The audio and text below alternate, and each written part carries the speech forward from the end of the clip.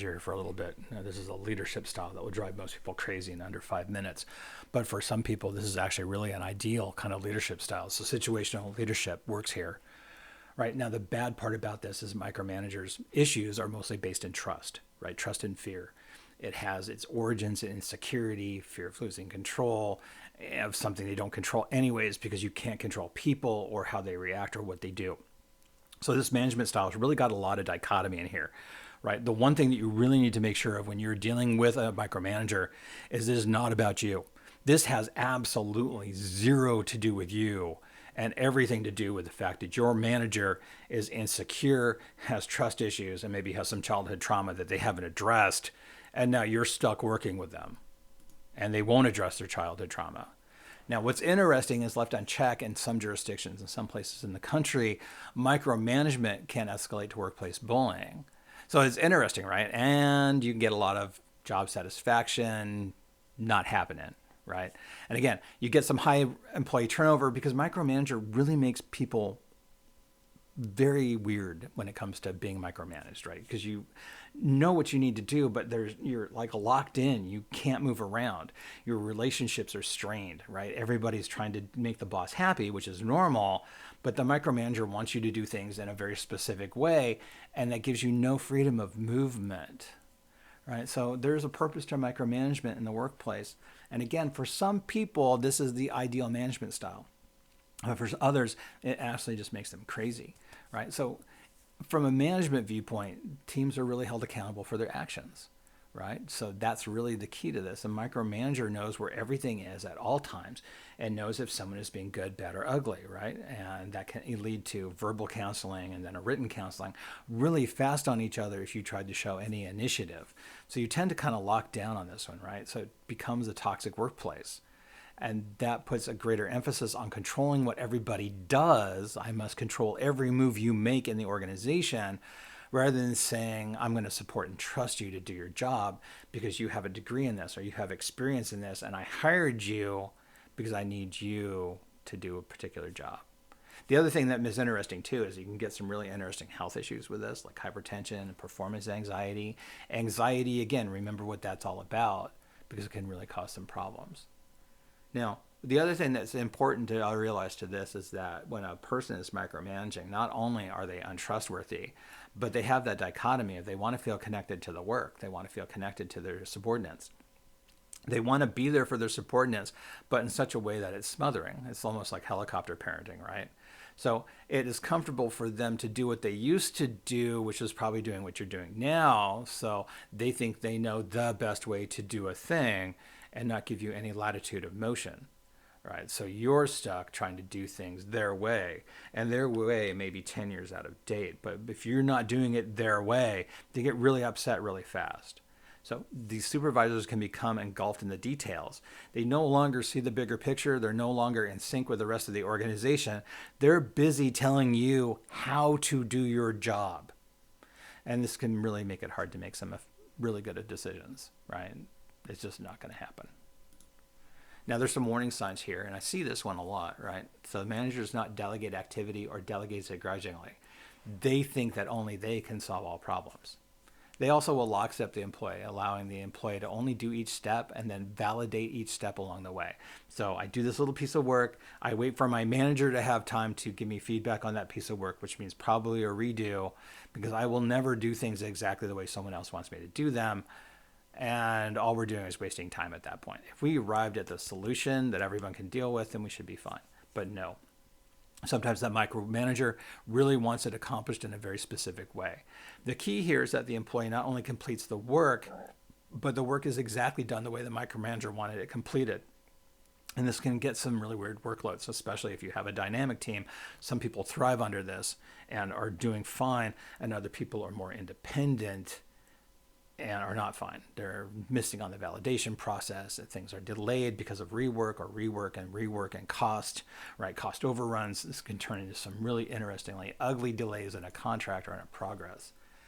The other thing that's interesting too is over communication. I like this one because I got a good story on this one, right? Managers will explain each step-by-step instruction to the employee every time, even if it's a reoccurring task, right? So I need you to do this weekly report and I need this in a certain format. They'll reach out to you on Thursday saying it's time for your weekly report. Remember, I need you to do this in this certain format. You know this already. But they're going to tell you that they need it done in a certain way. And micromanagers need a lot of information, right? And they'll often tag someone, right? They'll often pick on you to get more information out of you. Because if you say, I'm working it, that worries them. Well, what are you working on? What are you working at? How are you working it? What are you doing? How are you doing it? Can I watch? Seriously, right? And you throw a time zone in there, you throw a remote worker in there, and oh my God, that micromanager becomes anxious like super fast. It's really funny, right? That same information repeated up and down that manager chain all the time. And I'm going to tune out the instructions. Man, you only got to tell me once or twice, maybe, and I'm done. I'm good. I'm out of here. I've got all the things I need to have. But it may mean because I've tuned that manager out that I'm going to miss an important update. And then, of course, that will make the micromanager unhappy. And here's what I mean by over communication, though, because I really like this one. So as a contractor, right, you get hired out for a certain hourly rate to go build a thing. And at one point early on in my career, I was hired out by a company to spend a month building a SharePoint site for them. Now, the boss that I was working for, the on-site boss I was working for, was a real micromanager, literally a real micromanager, because they wanted to do cost accounting for every minute that I was there building their SharePoint site. And on the second day I was there, and I love this part, the manager, the micromanager, sat me down in an office and went through and explained to me exactly how I needed to build that SharePoint site. And while he was showing me exactly how I needed to build that website, was building it for me. So I have 4 weeks. I have, a couple hundred hours here that I can work on this. And here's this micromanager building the site for me. And at the end of the 3 hour, here's how I want this to be done, said, oh, did you get it? And I went, sure, got it. I like it. I'm kind of keep this as an example. So we pushed save and then we pushed commit.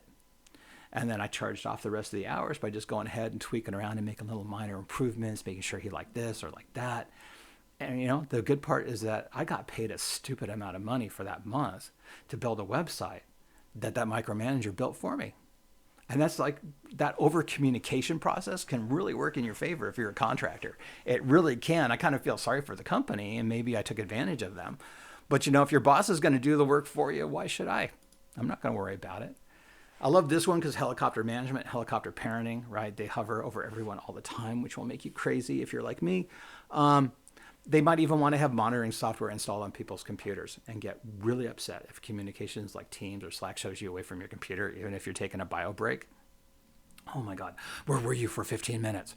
You have to be 100% on camera all the time. Oh, good gravy.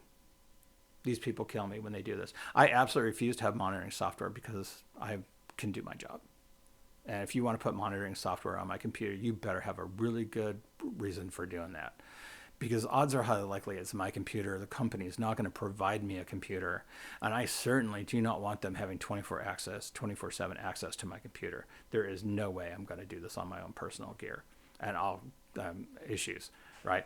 And again, the idea, though, is that they're going to be checking on you without being obvious. They're checking on you. But, boy, they're going to want to know why you were away from that computer for 10 minutes. It's pretty obvious they were checking on you. And that's kind of not a good thing. It makes it really difficult because then you have to say, hey, boss, I'm going for a bio break. Yeah, no. Sometimes you just have to go grab a cup of coffee. Sometimes you have to get away, right? So there's some morning signs. And I love this one because I've actually seen managers do this. A good morning stand-up, after lunch stand-up, and then a what did you do this home before you go home meeting, right? If you have 3 meetings a day with the same person every day, they're a micromanager. And so many of those meetings could just be an email. If you really need to have an email, if you really need to have a meeting, please make sure you're not wasting everyone's time on this one. That need for constant validation and communication can really take away time from actual work. And again, this leads to cost overruns. This leads to projects not being delivered on time because you're constantly round-robining people on what they did today or this minute or this second. And it can be a real problem, especially for effective time management. And this leads to unintended overtime or putting in that 80-hour grind because your manager is wasting your time. Time accountability becomes a really big part of this because as your manager wants you to account for every minute of every day, if you've never worked out a work log, man, this can become really interesting. Some companies like Amazon, if you're in the warehouse, actually track you minute by minute electronically. right? That's a huge micromanagement right there. That means they don't trust their warehouse workers to do anything independent. So you're being asked by your boss, well, what did you spend your time on? How did you do it? What did you do? What did you work on? Where was it? Where did you work on it? Can you show me? I'd like to see what you worked on today. That means that basically they're no longer interested in getting the work done. There's no whatever it takes. They're not trusting you to really do anything at all. And instead of trusting you to hustle, these bosses are trying to catch you slacking. They're making sure that you're giving the company every minute that you're being paid for.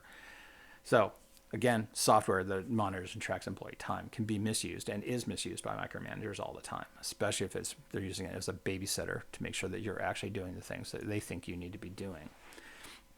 I love this one because we've seen this in the technology industry. If you walk into the lobby of a building with a kitchen sink and start demanding that everyone's going to give 100 million%, that hustle, that can really take away from work enjoyment, because you do need to break away. You need to have brain breaks every now and then. You can't just sit down and code or sit down and write or sit down and do a thing every minute of every day. You have to be able to move things around. And if it looks like you're idling or away notifications or anything that looks like you're slacking, man, you're going to get a verbal or you're going to get a write-up. And I've seen these things come really fast. I've seen people get a verbal and a write-up within days of each other because they went and got a cup of coffee or because they went and had a bio break. Now, the bad part about this is that verbal and that written goes to human resources, and management may think, oh my God, you're the most horrible employee ever, right? So this is really where losing control, or your micromanagement is about losing control of staff, or the staff is plotting behind them at times to get them removed, really becomes a problem. You start getting into some paranoia fantasy on this one, right?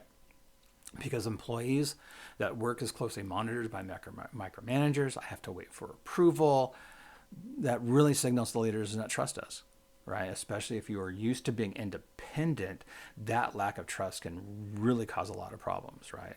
That they don't trust us to complete a task correctly when we're left unmonitored, right? No, dude, you hired me because I have certain skills. You vetted those skills. You hired me. We're good to go. So whatever you think is the right thing to do here is however that's going to work. So it really turns into an interesting process between independence and non-independence. And if you thrive with a micromanager, more power to you, but a majority of people don't. And then you get discouraged. So if you contact another boss and you talk about, hey, what's this thing? Your micromanager is going to come down on you like a Valkyrie out of heaven, right? They really are. So if you need to work with other bosses, if you need to work with other departments, they may try to put themselves in there as the middle person. You can only relay information through them. And it makes that whole process of communication with other departments much more interesting, because if you have to relay everything through your micromanager, or they insist on being CC'd on every email that you send, that can become a real problem. It can really slow down a process, right? Especially if the organization structure is more horizontal, right? They have a flat management structure where everybody should be able to talk to everybody else equally. Micromanagers will interfere. And again, it's that whole idea of CC me on every email that you send to anybody, right? So that they can keep track of what you're doing, right? You may even be sent away on a task if your boss catches you casually conversation with somebody, or the visitor or higher up, if they recognize you doing so, because they don't trust you at all. They don't want you talking to anybody in the organization where they can't control the discussion. So as long as the other coping mechanisms happen, no, this isn't you, honestly, right? This isn't anything that you'll do. And over time, micromanagers will always be caught out. Now, every single micromanager I've ever worked with only lasted like about a year and a half in that role, and were either found another role in the organization where they could be an individual contributor, or were fired. Right. So at least there's some kind of justice coming along the way. And I've never seen this not happen. Now, you can be proactive. You can know what your manager wants. You can try to do it their way.